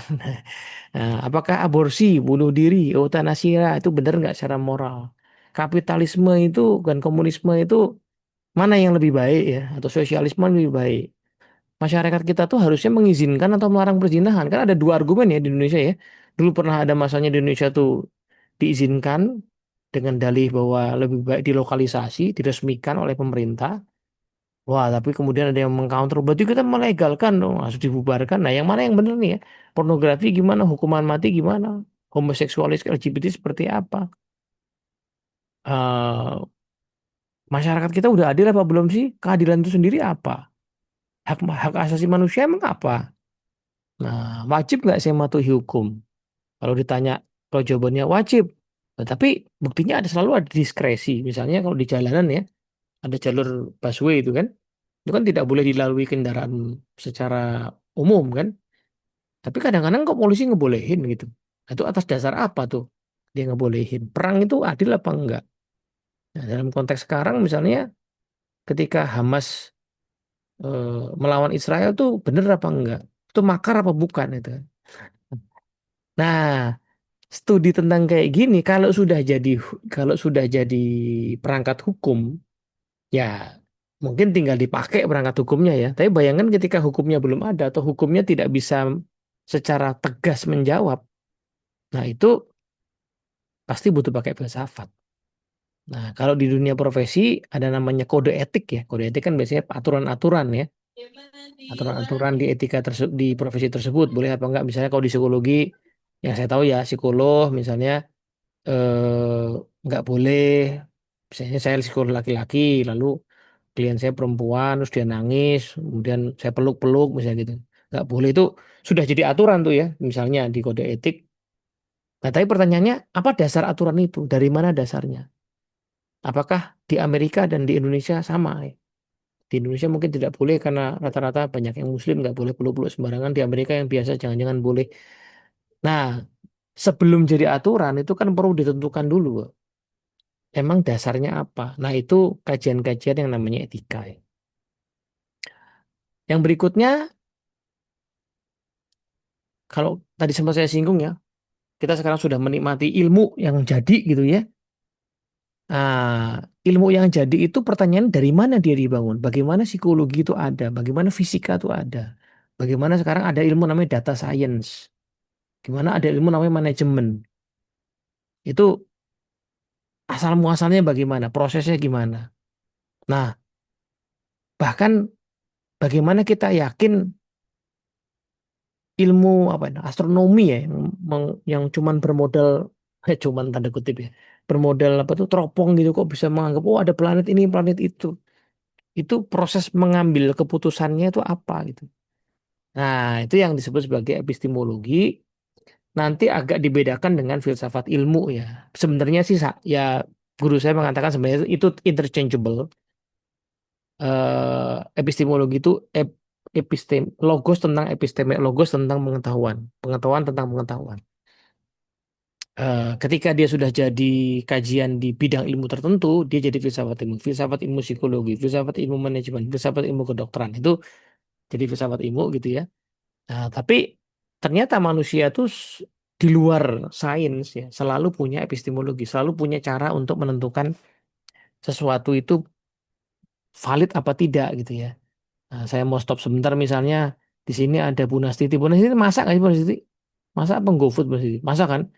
Nah, Bu Nastiti itu kan punya epistemologi tuh untuk menentukan nasi goreng ini udah enak apa belum. Kalau kita telusuri, Bu, gimana caranya Bu menentukannya? Nah, itu namanya epistemologi nasi goreng ala Bu Nastiti. Ya kan, saya nentuinnya, saya lihat aja warnanya, Mas. Nah, kalau warnanya udah kayak gini nih, udah bener rasanya nih. Oh, itu epistemologinya secara visual ya, menggunakan. Lalu kemudian habis itu dia judgement ya, dengan oke ini udah oke gitu. Jadi bikin nasi goreng gitu, udah tahu tuh bener apa enggak. Nah, itu epistemologi. Nanti ketika epistemologinya udah sangat spesifik yang menjadi ilmu tertentu, nah biasanya kita sering sebutnya sebagai filsafat ilmu ya. Filsafat ilmu memasak karena memasak sudah jadi ilmu gitu ya. Maka akhirnya ketemu filsafat ilmu di ilmu-ilmu alam, ya, fisika, biologi, berbeda dengan filsafat ilmu di ilmu-ilmu sosial gitu ya. Psikologi, sosiologi, antropologi berbeda gitu. Nah, itu dibahas di epistemologi. Apa fungsinya? Oh, ini Mas Adi yang lagi studi doktoral perlu belajar banget karena dia mau nyari yang baru kan. Salah satu ciri doktor di semua bidang ilmu kan harus nyumbang sesuatu yang baru tuh. Nah, karena berarti saya mesti tahu dulu yang lama-lama itu dibangunnya bagaimana. Lalu kan saya mau kritik kan. Saya mau kritik, saya bikin yang baru. Nah, saya mesti belajar cara bikinnya gimana itu. Itu namanya epistemologi ya. Gitu. Tapi dalam versi yang lebih ringan ya sebenarnya kita selalu berfilsafat ilmu ya. Kita selalu punya cara untuk menentukan sesuatu itu benar apa enggak. Itu namanya epistemologi ya. Terus eh, yang berikutnya lagi, nah ini yang tadi yang Mas Adi sempat sebutkan ya, yang abstrak banget nih yang namanya metafisika. Hati-hati, ini bukan belajar tentang jin ya, belajar tentang jin. Ini mempelajari struktur tentang kenyataan, eksistensi ya. Apa sih hakikatnya realitas? Apa itu nyata? Aku ini nyata apa enggak? Apa itu pikiran? Pikiran itu nyata apa enggak? Tuhan itu nyata apa enggak? Jiwaku nyata apa enggak? Nah, ini kan tadi Mas Adi mengatakan sebagai pertanyaan gini tuh apa gunanya gitu. Nah, tapi tadi sebenarnya saya sudah menyebutkan salah satu gunanya adalah gini. Pertemuan kita di Zoom ini nyata apa tidak? Nah, kita perlu telah ya. Karena nanti kalau kita bisa bilang Hmm, pertemuan Zoom ini nyata, who knows? Siapa tahu nanti ada hukum Islam Bali ya. Ijab hmm, kabul boleh pakai Zoom. Boleh kayaknya Mas. Nah, makanya berarti Zoom ini nyata. Nyata. Tapi ada syaratnya nggak? Harus open cam apa boleh off cam? Kalau sinyalnya berbet gimana pas lagi ijab kabul? Boleh nggak? Nah, itu nanti jadi hukum baru ya. Hmm. Boleh ijab kabul pakai Zoom asal pertama off on cam, kedua sinyalnya bagus. Hmm. Itu fikih digital Nah, Mas nanti Mas. tapi Nah, sebelum itu, sebelum jadi aturan, kita mesti sepakat dulu pertemuan ini nyata nggak? hmm. Nah, karena sesuatu yang nyata, karena kalau kita bayangin ya, ini agak iseng aja pakai eksperimen pikiran ya. Ya nyata lah. Ini kan kata orang zaman sekarang pertemuan Zoom nyata. Hmm. Bayangin ya, bayangin kita nge-zoom kayak gini 100 tahun yang lalu. Yo, Isra apa? Isra Mi'raj we. Ah, ya. 100 tahun yang lalu saya bilang begini, tadi aku ketemu Bu Nastiti, dia ngomong begini, orang bilang Hmm. apa? Ini ngarang. Orang Hmm. kamu di sini semalam, gimana Hmm. ketemunya Bu Nastiti? Ah, terus saya bilang, saya ketemu Bu Nastiti, dia udah menghibahkan tanah buat saya. Hmm. Ah, ada Iya. rekamannya. Ah, ih, ngarang gitu kan? Ah, jadi pertanyaan tentang sesuatu itu nyata atau tidak itu implikasinya panjang. Nah, yang paling basic kalau ngomong ilmu ya, ilmu itu ada apa enggak? Itu kan pertanyaan yang sangat mendasar. Sekarang misalnya saya ambil contoh dia yang sekarang orang sekarang menganggap ada yang namanya ilmu psikologi dong. Ada nggak? Ada tuh ada fakultasnya, ada bukunya. Hmm. Tapi 500 tahun yang lalu deh. Kalau saya ngomong sama orang-orang 500 tahun yang lalu ya, ilmu psikologi belum tentu dibilang ada kan? Hmm. Nah, gitu. Atau yang paling sederhana nih, bagi Malia, bagi Munastiti, yang Muslim soleh-solehani ya, ruh Amin. jiwa ada nggak? Ada. Gimana buktiinnya? Kata Al-Ghazali gitu. Nah, berarti adanya kata orang kan gitu kan? Nah, jadi penting tuh, karena implikasinya beda. Kalau ruh atau jiwa ada, kita mesti belajar ilmu ruh atau ilmu jiwa. Ilmu psikologinya orang Islam jadi beda sama yang nggak percaya dong. Nah, biar, biar, biar, biar. Ilmu kalau ruh itu ada, Hmm. maka orang Islam, ini kasih contoh praktis aja deh. Karena ruh ada, maka ada ilmu namanya misalnya tazkiyatun nafs. Hmm. Munastir sebagai psikolog bisa. Kamu stres tuh, nih zikir ini 100 kali, kata hadis begitu, itu sah. Hmm. Tapi kalau ilmu ruh dianggap nggak ada, Bu Nastiti psikolog ngomong begitu, malah praktek. Hmm. Apa hubungannya zikir sama stres? Nah, gitu. Jadi implikasi tentang ada atau tidaknya sesuatu tuh menarik. Kasih contoh konkret yang lain. Hmm. Di banyak aturan dunia keuangan, Hmm. yang sah itu adalah tanda tangan. Dan nggak? Hmm. Berarti saya menyetujui sesuatu itu diwakili oleh tanda tangan saya. Adanya saya berarti adalah tanda tangan saya, benar nggak? Nggak Betul. cukup aku ngomong, bahkan Hmm. nggak cukup aku direkam, aku harus tanda tangan. Konsen. Nah, bentuknya tanda tangan. Hmm. Bentuknya tanda tangan Nah, benar. sekarang kalau dipakai teknologi sekarang nih ya, Hmm. menurut teman-teman, tanda tangan sama sidik jari lebih lebih akurat mana menggambarkan siapa saya? Sidik jari. Oh, berarti hukum berubah semua dong. Ya kan Next, sidik jari nggak bisa di itu. Nggak ya mungkin ada yang sama. berarti next time tanda tangan nggak kuat, sidik jari yang kuat. Oh, itu kan beda tuh. Apakah aku sidik jariku atau aku tanda tanganku itu beda tuh. Lebih enak sidik jari sih Mas. Soalnya ijazah Nah, ijazah ijazahku tuh kan dulu tanda tangan sidik jari juga. iya betul. Nah Sekarang ini nggak kan tahu ya ijazah tuh kayak jadi sidik jari kan sih?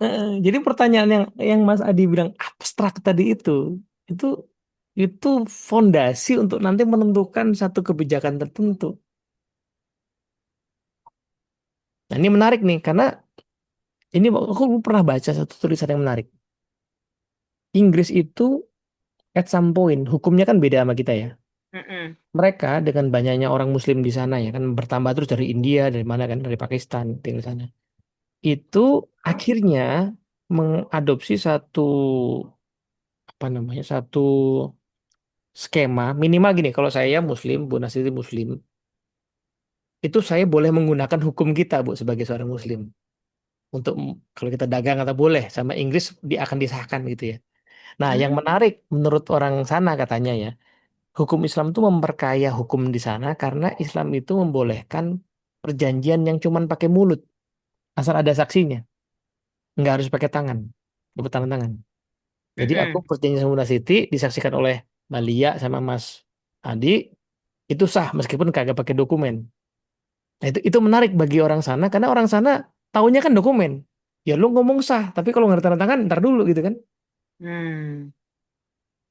Nah, berarti kan bagi hukum sana ada atau tidaknya perjanjian itu ditentukan oleh tanda tangan, tapi bagi hukum Islam ada atau tidaknya ditunjukkan oleh kesaksian. Saksi Ini kan beda banget implikasinya. Jadi omongan orang tuh bisa dipercaya dan ada, dijadikan bisa bukti. dijadikan bukti. Mm-mm. Oh, nggak main-main ini filsafat ini, gitu. Nah gitu tuh maksudnya ya. Jadi, nah itu hal-hal kayak gitu itu dikaji ya. Salah satunya menyerempet ke tadi metafisika. Apa yang ada? Suara ada nggak sih? Ada. Nah gitu misalnya itu dibahas. Hmm. Nah memang betul. Nanti lama-lama yang mendalami metafisika tuh suka aneh-aneh banget gitu ya. Sudah nah nanya jiwa ada apa enggak. Lalu dia nanya lagi, emang ada tuh ada apa enggak? Nah itu loh puyeng Hmm. lah gitu. Emang ada yang kayak gitu ada. Aku juga nggak main-main ke sana sih. Jangan mas, Loh, jangan. nah, aku nggak main ke sana. Tapi ada buku-bukunya ada. Nah, contoh lain metafisika yang agak lebih ringan mungkin begini. Di fisika kita percaya sama hubungan sebab akibat kan. Mm-mm. Makanya ada rumus kecepatan sama dengan apa gitu kan. Iya. Fisika tuh intinya sebab akibat. Kalau nggak ada sebab akibat, itu nggak ada ilmu fisika. Karena nggak bisa Mm-mm. dihitung. Kita bisa ngitung bikin Mm-mm. rumus kan karena sebab akibat kan. Temennya. Nah, pertanyaannya, sebab akibat tuh taunya dari mana? Kan diamatin. Nah, yang kita lihat kan bukan sebab akibatnya. Yang kita lihat kan hanya kejadiannya. Iya. Tapi ketika itu Nah, konsisten diamati, akhirnya dia membuat relasi nah, antar nah, poin-poin itu. relasinya kan nggak kelihatan. Relasinya diperkirakan. Iya, masih Nah, asumsi. maka, nah itu tadi gue bilang metafisika nggak ngomongin jin ya, tapi ngomongin soal sebab akibat itu ada apa tidak, ya kan? Hmm. Gitu-gitu yang dibahas tuh ya. Tuh, tapi nggak usah kepanjangan ke sana lah ya. Itu kapan-kapan aja. Saya juga nggak ngerti-ngerti amat. Minimal ya, minimal sampai epistemologi, etika, logika itu dekat sekali sama kehidupan kita sehari-hari. Dekat banget. Minimal itu. Metafisika kalau anggaplah agak jauh, oke lah. Nah, yang lebih dekat lagi estetika ya. Apa itu indah? Apa itu keindahan? Apa peran keindahan estetika dalam di manusia? Nah, kajian ini nanti menentukan tuh Bu Nastiti makanya di sekolahnya ada pelajaran seni. Seni itu kalau dilihat-lihat gunanya nggak kelihatan langsung loh. Kalau tadi Mas Adi bertanya soal kegunaan ya, seni itu termasuk pelajarannya nggak kelihatan langsung gunanya. Bagi orang yang tidak pengen jadi seniman ya. Iya. Aku nggak pengen jadi seniman kok, kenapa mesti belajar nyanyi? Kenapa mesti belajar halo-halo Bandung? Ya kan? Nah, itu nanti dikaji di dunia estetika. Lukisan, kenapa lukisan abstrak itu indah? Dari mana indahnya? Nah, itu estetika tuh. Nah, minimal ini berdua satu, dua, tiga, empat, lima ya minimal lima biasanya apa area psikologi, area filsafat di luar ini di luar zaman sekarang ya berkembang filsafat yang agak lebih praktis kayak filosofi teras filosofi kerja filosofi makan filosofi kopi Hmm. filosofi lari filosofi Naruto ya filosofi bisnis ya itu ya boleh lah ya filosofi bisnisnya dari William Suryajaya boleh lah itu sih lebih praktis ya di luar itu ya zaman sekarang kita bisa aja filosofi gelas ya filosofi Mm-mm. baju gitu ya itu bisa. Nah, kira-kira gitu teman-teman. Ini jam berapa sih? Masih ada waktu nggak ya? Dikit lagi lah ya. Setengah 10 mas. Ya, pamit duluan ya, Mas Feb. Oh ya udah nggak apa-apa. Maaf, Kita Sama pisah. Bu. Fadila. Makasih ya. Selamat istirahat. Sehat-sehat terus. Oke, ini ini Bundes tadi ngechat ya. Oke, baik. Oke, baik. Mungkin saya tuntasin sedikit aja materinya. Habis itu kalau ada yang mau diskusi, boleh. Kalaupun tidak juga nggak apa-apa. Nah, filsuf dalam tindakan ini balik lagi ke tadi ya, ke apa namanya, ke kalimat apa tadi bukunya Pak Manuel Velasquez ya. Kita ambil contoh dialog lain di bukunya Platon, namanya dialog Socrates sama Euthyphro ya. Nah, ini jadi maksudnya gini, Pak Manuel itu pengen ngasih lihat filsuf kalau mikir tuh kayak gimana sih? Nah, kalau berdialog kayak gimana sih? Nah, dikasih tahu nih kayak gini. Kita bisa baca nih dialognya. Socrates, kamu lagi ngapain nih di pengadilan raja? Socrates jawab, saya lagi didakwa nih, Euthyphro. Seorang pemuda yang hampir tidak saya kenal namanya Meletus. Dia nuduh saya nyiptain dewa-dewa baru, menyangkal keberadaan dewa-dewa lama. Wah, si Euthyphro bilang, wah, aku yakin kamu menang. Sama seperti saya berhasil menang. Terus Socrates nanya, emang kasusmu apa? Euthyphro bilang, saya mendakwa ayah saya sendiri atas pembunuhan. Salah satu budak saya dalam keadaan mabuk membunuh sesama budak. Ayah saya merantai pelakunya dan meninggalkan di parit tanpa pengawasan beberapa hari menunggu keputusan imam, tapi dia kedinginan, kelaparan, dan rantai itu membunuhnya. Jadi sekarang saya mendakwa ayah saya atas pembunuhan, melawan keinginan keluarga saya nggak tahu apa yang dituntut oleh kesucian sejati dari seorang imam seperti saya. Socrates bilang, itu bro, apakah Anda punya pengetahuan yang begitu jelas tentang apa itu kesucian? Sehingga Anda nggak takut mungkin melakukan sesuatu yang tidak suci dengan mendakwa ayah Anda sendiri. Wah, gitu ya. Kalau gitu, coba deh, menurutmu kesucian atau holiness itu apa sih? Dan apa bedanya dengan ketidaksucian? Jadi gue bilang, kesucian tuh ya melakukan apa yang saya lakukan. Menuntut siapapun yang bersalah atas pembunuhan, penodaan agama, atau kejahatan serupa. Mau itu ayah kita, atau ibu kita, siapapun nggak masalah. Ya, justru saya nggak menuntut mereka yang bersalah itu berarti ketidaksucian. Tuh, tapi bukankah Anda mengatakan bahwa ada banyak tindakan suci lainnya? Nah, saya nggak minta Anda untuk mendirikan kesucian, tapi untuk mengidentifikasi karakteristik yang membuat semua hal suci menjadi suci. Harus ada nih beberapa karakteristiknya. Hal suci itu apa ciri-cirinya dan apa yang membuat suci jadi nggak suci lagi. Oke, kalau gitu, gini deh. Kesucian adalah apa yang dicintai oleh para dewa dan apa yang mereka benci berarti ketidaksucian. Oh bagus, kata Socrates. Yuk kita periksa sekarang ya. Sesuatu atau seorang dicintai dewa berarti suci. Berarti yang nggak dibenci tidak suci. Dan yang suci adalah lawan dari tidak suci. Benar nggak? Benar. Tapi tadi Anda mengakui bahwa para dewa itu suka punya perselisihan. Ini ingat ya, zaman-zaman kuno kan percaya banyak dewa ya, politeis ya. Dewa sendiri suka berantem tuh. Jadi beberapa hal dibenci dewa dan dicintai dewa lainnya. Lah, jadi ada yang suci sekaligus nggak suci dong. Jadi apakah para dewa itu mencintai apa yang suci karena ia suci, atau sebenarnya sesuatu suci karena dicintai dewa? Itu bro bilang, ya karena sucinya dong. Maka apa yang suci dicintai oleh dewa karena dia suci, bukan suci karena dewa mencintainya. Iya. Oh maka, Uti bro, dicintai oleh dewa-dewa tidak bisa sama dengan menjadi suci. Dan menjadi suci nggak bisa sama dengan dicintai dewa-dewa. Karena ketika saya bertanya kepadamu tentang esensi kesucian, kamu hanya memberiku kualitas yang mencintai kesucian. Kualitas dicintai oleh para dewa. Tapi kamu belum kasih tahu saya kesucian itu sendiri apa. Jadi tolong, sekarang ngomong lagi, kesucian itu apa? Wah, saya jadi bingung nih. Ini si Socrates tuh suka kayak gini nih.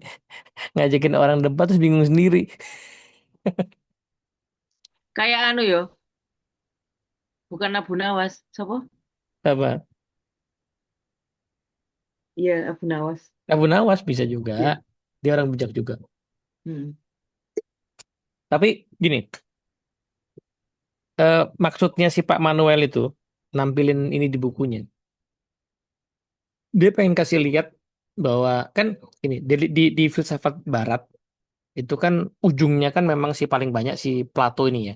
Karena sebelum Plato mungkin ada filsuf tapi nggak ada bukunya gitu. Kalau ketemu filsafat Barat ya paling ujung yang paling banyak yang naskahnya lengkap ya buku-bukunya Plato ini. Nah, berarti kan bisa dibilang karya Plato ini adalah semacam kayak rintisan ya ilmu filsafat. Itu realnya gimana sih dibentuknya dari dialog? Dialog mempertanyakan hal-hal yang kita anggap begitu saja sebagai sebuah kebenaran gitu.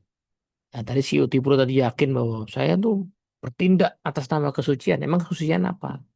Kesucian itu yang dianggap dewa sebagai hal yang suci. Sebentar, jadi sucinya itu gara-gara dianggap sama dewa, atau kalaupun nggak dianggap, dia suci sendiri gitu. Nah, ini yang mana nih? Itu dipertanyakan kan di situ. Nah, nanti di bukunya Plato banyak ya. Apa itu keadilan? Apa itu kebenaran? Negara yang baik yang seperti apa? Nah, itu dipertanyakan. Dipertanyakan, didiskusikan. Nah, itulah yang membuat Sokrates dihukum mati. Karena suka mempertanyakan kayak gitu ya. Ya, tapi di luar itu, balik ke tadi ya, filsafat itu menjadi dasar dari lahirnya ilmu-ilmu karena adanya orang yang mengawali pertanyaan-pertanyaan itu. Misalnya, ya balik lagi ke bidang yang saya tahu lah. Misalnya, di psikologi kita tahu orang, ada ilmu tentang apa karakter misalnya atau kepribadian lah. Ada nih orang yang introvert, extrovert itu sekarang udah dianggap ada ya di ilmu psikologi itu. Tapi kan masalahnya nggak kelihatan ya. Nah, bagaimana dulu awal mulanya ada kajian tentang karakter? Kalau sekarang kita udah punya ilmunya, tinggal kita pakai. Tapi kalau dulu awal mulanya belum ada gimana? Itu kan mungkin sekedar ya berangkat dari orang yang kenapa ya? Kalau saya tadi mungkin kayak Mas Adi bilang ya, kenapa ya? Kalau saya datang ke Mas Asep Saipul ini, datang saya bawain kopi, dia seneng. Tapi kalau saya bawain bawain kopinya ke Kang Asep Pahri, dia nggak seneng. Kenapa begitu ya? Padahal kan sama-sama manusia ya. Nah, mungkin diawali dari begitu kan? Singkat cerita muncullah, oh tipenya beda nih, ini tipe pengopi, tipe enggak mungkin begitu ya kan? Tapi kan awal mulanya pasti karena ada yang bertanya, kenapa begitu ya? Kenapa begini ya? Dan lahirlah ilmu-ilmu baru ya. Ya termasuk sekarang mungkin kita lahir ilmu digital marketing. Itu kan 30 tahun yang lalu belum ada. Belum ada. Belum ada. Nah, di 30 tahun lalu ada orang yang bertanya pasti kan bahwa gimana ya cara jualan di zaman sekarang ya? Di zaman ada internet gini, gimana ya? Kalau saya pasang baliho, orang nggak lihat baliho sekarang. Gimana caranya ya? Nah, itu kan di situ sebenarnya dia berfilsafat sebenarnya. Steve Jobs ketika mengawali ya ide-ide baru untuk bikin laptop ya, itu punya filosofi desain. Itu bisa cari di internet ya. Filosofi desainnya Apple tahun berapa? 70 atau 80 gitu. 80-an ya. 80-an ya. Mm-mm. Itu kan punya filosofi desain. Jadi Apple itu memang mahal bukan karena isi barang laptop dan HP-nya, tapi karena desainnya. Jadi ilmu desainnya berbeda gitu. Itu kan nggak kelihatan ya, tapi ada. Kira-kira begitu. Kelihatan mas, desainnya kan tangible dia. Sekarang kan dianggap tangible dulu. Oh, Nah, itu. Balik lagi sekarang tuh kita banyak menganggap sesuatu sebagai ada, dulunya belum tentu ada loh. Ya kan? Oke, terakhir lah. Terakhir saya mau sampaikan manfaat. Nah, moga-moga teman-teman yang senang di sini nanti lanjut ya. Manfaat filsafat tadi udah sempat kesinggung ya, mencapai kemerdekaan. Maksudnya apa ya? Karena kan kita pengen tadi ya meneliti pikiran-pikiran yang kita adopsi tanpa sadar gitu ya. Sehingga kita bisa tahu, oh ternyata memang yang kita adopsi ini benar. Oh ternyata ini salah. Jadi perlu saya ganti. Kalaupun saya anggap sesuatu benar ya karena saya sudah memeriksanya. Jadi saya bisa memutuskan, maka saya merdeka di situ ya. Dan kemerdekaan ini penting karena kita manusia yang dikasih akal ya. Akal itu membuat kita akhirnya kan harus bertanggung jawab ya atas atas apa yang kita pilih. Nah, maka kalau bisa kan milih apapun pakai kesadaran. Padahal ternyata nggak semua kita pilih secara sadar kan. Nah, filsafat bantu itu. Yang kedua, kita bisa punya cara pandang yang lebih baik terhadap hidup ya. Soalnya balik lagi ini nyambung sama yang pertama. Cara pandang terhadap hidup seringkali kita adopsi begitu saja gitu ya. Kalau kebetulan orang tuanya Mbak Lia bilang, wes toh Lia, hidup tuh yang penting duit. Dah, kalau kamu punya duit, kamu bisa hidup seperti apapun. Nah, terus diadopsi begitu saja. Dia memandang semua hal sebagai duit. Selama-lama dia pikir, kok aku nggak bahagia ya? Nah, di saat itu kan dia mempertanyakan kan, bener nggak sih duit ini? Dunia ini segalanya tentang duit. Nah, proses untuk mempertanyakan itu biasanya butuh filsafat ya. Membangun kesadaran. Nah, jadi kita bisa sadar akan habit, perilaku, tindakan kita gitu ya. Nah, itu biasanya dibantu sama filsafat. Belajar berpikir kritis lah minimal juga ya. Jadi critical thinking yang sekarang lagi digaungkan di banyak pendidikan ya, itu sebenarnya bahan bakunya di filsafat, minimal logika ya. Belajar ilmu logika akan membuat kita bisa mikirnya tertib, lurus, sistematis. Nah, di saat itu sebenarnya kita sedang berpikir kritis. Di era ketika hoax merajalela kayak sekarang, di era ketika AI ya bisa dibikin ya. Tadi saya baru lihat video, mohon maaf nih ya, ada video salah satu menteri yang diangkat sama orang di sampingnya dicemplungin ke sungai itu. Adalah ya, karena mulai ya. Itu kan AI, buatan AI kan. Tapi kalau orang yang nggak kritis kan menganggap, wah ada ini menteri semua-semua ya. Padahal ada AI gitu. Di era ketika tadi ya ada ChatGPT, Gemini, lalu kita nanya sesuatu lalu langsung kita anggap benar jawabannya seperti itu. Tadi katanya Mas Adi tadi. Nah, kita harus lebih kritis. Nah, salah satu alat bantunya justru ya belajar filsafat, tipis-tipis lah minimal. Sehingga kita bisa tahu yang kita baca ini kira-kira valid nggak ya gitu. Ah, gitu. Demikian kira-kira teman-teman semua. Ini sesuai janji ya 1,5 jam lewat dikit lah ya. Diusahakan begitu di sesi-sesi selanjutnya juga. Monggo ada yang mau komentar mungkin atau bertanya sebelum kita tutup. Ini Kang Asep Saipul nih saya baru lihat wajahnya. Kita pernah ketemu nggak sih? Belum ya? Apa baru di sini ya? Peserta BNO, Mas. Oh iya ya? Betul, Yang Mas. yang TTT, Mas. Oh. Yang apa? Yang TTT, Oh, Ditrik, iya iya iya iya iya. temanku. Baik, baik. Oke, baik baik. Salam kenal kembali. Salam kenal kembali. Lo Sama-sama, Mas Profesor. Tadi. Maaf, Ya. barusan baru join di ujung-ujung ada undangan dulu tetangga. Ah, iya iya iya iya. Nah, ini Kang Asep ini memutuskan untuk ikut ke kondangan dulu daripada ikut ini dari awal. Itu pasti ada standar etisnya. Nah, tetangga Betul. lebih penting daripada ngezoom, ya kan? Ada berkat, Mas. Real. Ah, ada berkat dalam silaturahmi daripada ngezoom. Nah, dan dia pakai filsafat etika. Hmm. Jadi dia bisa evaluasi. Bener nggak sih tetangga lebih penting dulu ngezoom? Nah, dia bisa evaluasi itu. Kalau bener ya nggak apa-apa gitu. Tapi sudah dievaluasi gitu. Itu maksudnya tadi katanya Socrates hidup yang tidak diperiksa tidak layak dijalani itu maksudnya. Oke, ada komentar lain mungkin tambahan-tambahan atau pertanyaan sebelum kita tutup? Mangga, Kang. Yang lain boleh ada Teh Dinar, Kak Iya. Aswaliati, Kaufi, Kaufi Bu Nani. Kenapa Bu Nani? Novi, Bisa juga kan Nani ya. Tapi entah Teh kenapa Nani, Nani saya manggilnya Bu gitu. Mohon maaf nih nggak kelihatan mukanya sana. Teh Nani, Pak Boko, Mbak Ovi, Kalau Pak Pak Bambang mah Pak lah ya. Bambang, ya Pak Bambang, Pak Haris, Mm-mm. monggo. Tapi bisa juga Bu Bambang ya, istrinya Pak Bambang. Oke, ya nggak apa-apa kalau nggak ada kita cukupkan dulu. Insya Allah Mbak Lia kita mau sebulan sekali ya, kayak Ya, gitu. insya Nanti Allah kita sebulan lanjutin sekali. di berdua. Kemudian nanti harinya sih kita akan umumkan di grup. eh, Hari apa? Ini kebetulan kayaknya sih nggak hari Kamis karena bulan depan Kamis malam saya udah ada kuliah. Sudah mulai kuliah lagi Udah maksudnya. mulai kuliah ya. Jadi mungkin Jumat tadi ini maunya Jumat tapi karena Mbak Lia nggak bisa kita majuin sedikit.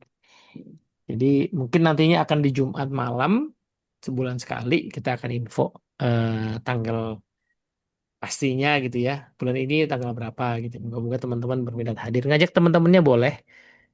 Sesi sesi yang udah berlangsung akan kita taruh di YouTube channel. Yang ketinggalan bisa nyimak itu dulu gitu ya. Foto ini dulu pengawetan Oke, digital. pengamatan digital. Oke, yang berkenan silahkan open cam. Nah ya, aku hitung 1, 2, 3. Lagi. Yang 3 ya.